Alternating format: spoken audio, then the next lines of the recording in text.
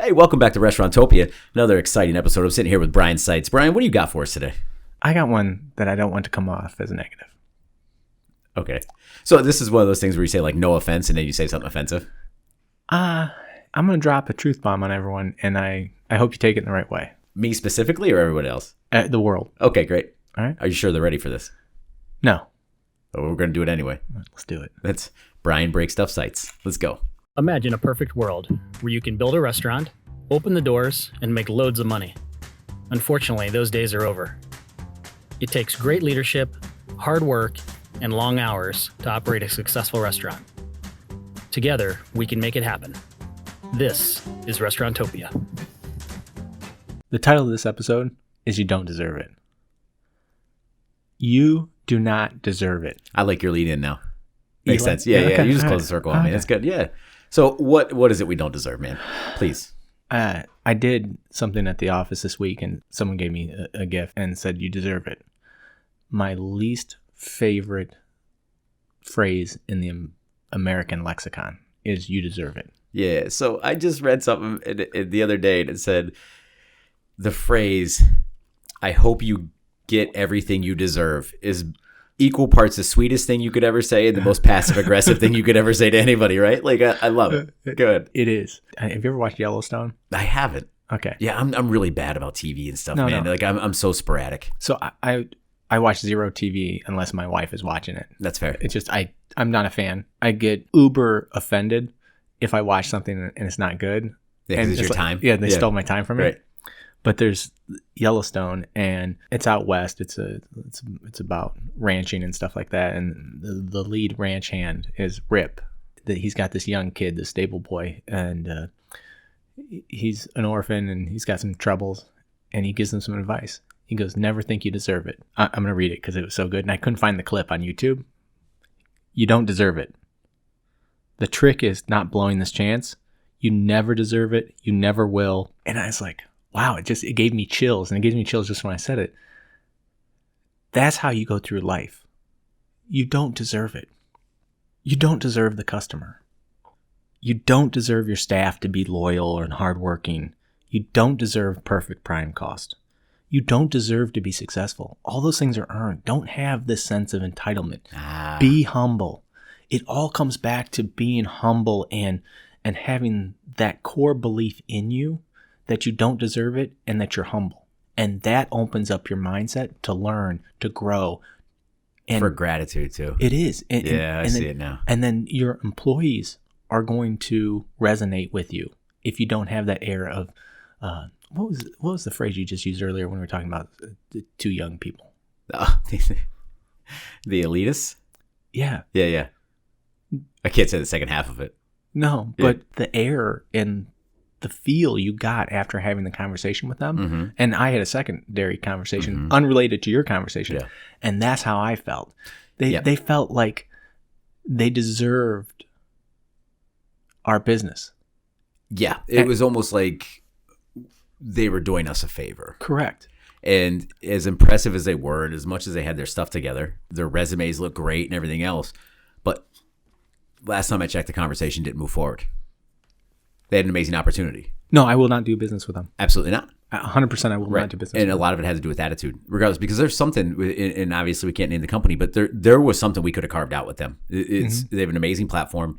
They touch a lot of people. We're parallel in a lot of regards. And there's got to be some sort of relationship that we could have leveraged for a lot of gain. But at the same time, if you can't stand doing business with them, what's the point, right? We have a no jerks policy here. Yeah, we sure do. At Hillcrest.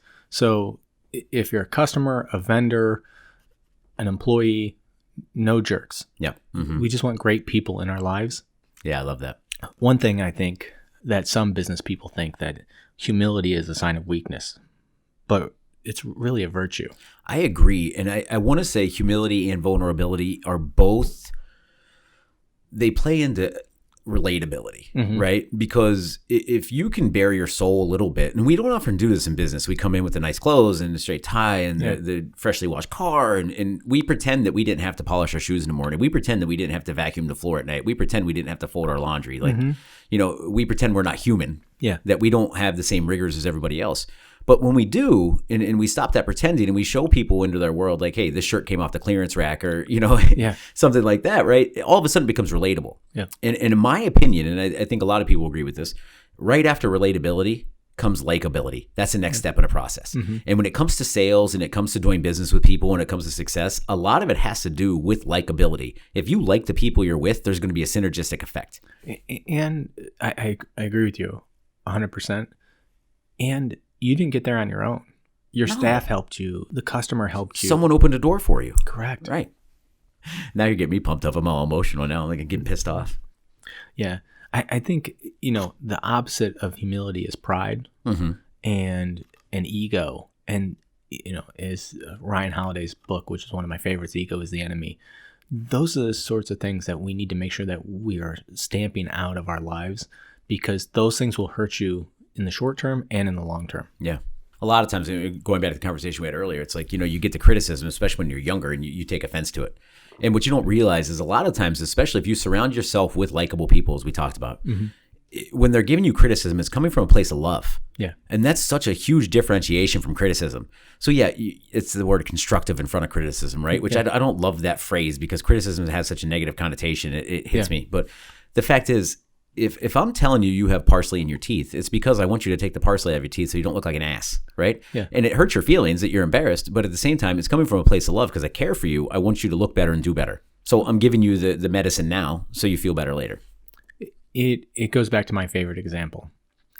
You have the person who has been fired or quit from their last 5 jobs because their manager was a jerk. Yeah, all 5 managers were a jerk. All 5. What a crazy coincidence that is. Yeah, and what's the common denominator? What in every single scenario was the same? Yeah, managers are wrong. Yeah. They're terrible people, all of them. Correct. Now, all of our listeners are owners, operators, managers. Oh, man. If you had an amazing employee,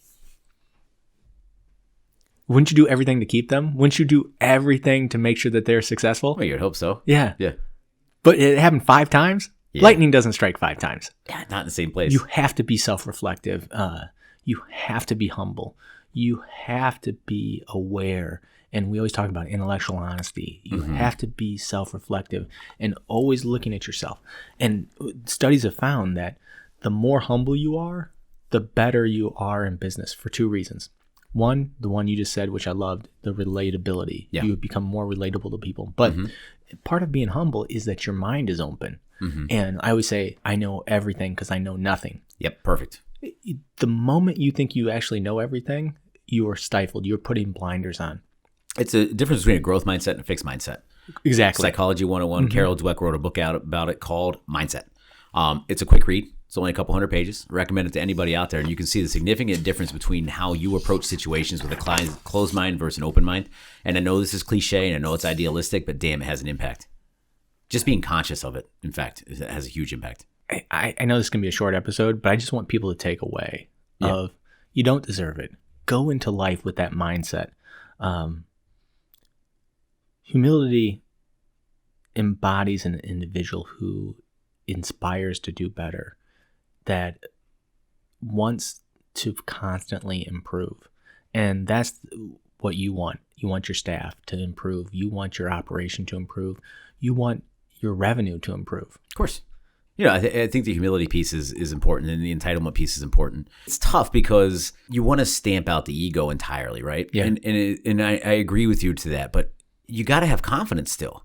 And so I would argue it's not necessarily about stamping out the ego or eliminating pride entirely. It's about corralling them and understanding how to use them and leverage them, right? And if you just let them run amok, that's when you become an awful person, right? That's when you become that entitled, person we talked about earlier. But I think you can have confidence and still be humble.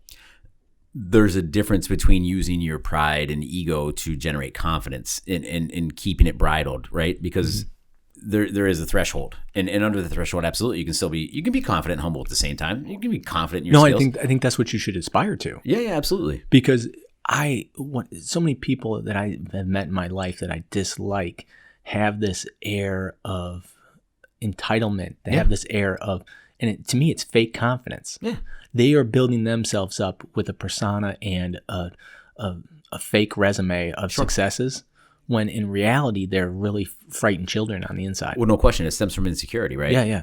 Thank you, everyone, for their time. I'm humbled and appreciative to all of our listeners. I'm appreciative of our sponsor, Hillcrest Food Service. Strive to be humble, have confidence, have an open mindset, serve your company, serve your staff, serve your customers, and make your organization and team great. Yeah, do good and you do well, right? Yep. And that thought just came to me, of course. I love it. So something I've worked on in a while, and you can edit this out or whatever, but I think this is important. I was talking to my buddy about it the other day, and it's kind of changed my life, is a lot of times with the emotion we're talking about, pride and ego, we respond emotionally to certain situations, whether it's criticism, we're trying to protect ourselves, trying to protect our ego. Yeah. And a lot of times we react emotionally. It's an employee late to work, we get mad about, we fly off the handle. It's a customer who doesn't like our steak, we fly off the handle. Yep.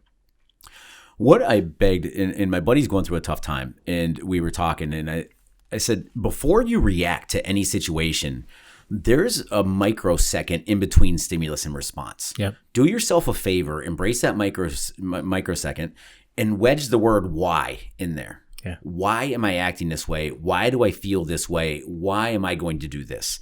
And that one pause, that one moment of meditation and self-reflection often serves as the most impeccable filter to eliminating all the bullshit we just talked about and allowing it to impact. Because think about it, like someone comes in and says, Brian, I don't like the way you did this. Now you're seeing red. Yep. Now you're pissed off. Yep. Now you're going to be defensive, and now you're going to go on the offensive and react because they knocked you down a peg. You're going to knock them down a peg, right? You're like, how dare they, right? Mm-hmm. But if you wedge that word why in there, all of a sudden you say, well, why did they say this? And why am I feeling this way? And why am I going to react that way? And again, that one pause, that one little bit of meditation often curtails the feeling of emotion in the eruption you're about to have, and it will definitely mitigate the stress of the situation. Well, and be humble. Think about, you don't know what they're going through. Exactly. And so many people that we meet in life, whether it's the Karen who leaves the online review or the Richard who sends back a steak for the third time, all of these things, you don't know what's going on in their life. You're there to serve the customer,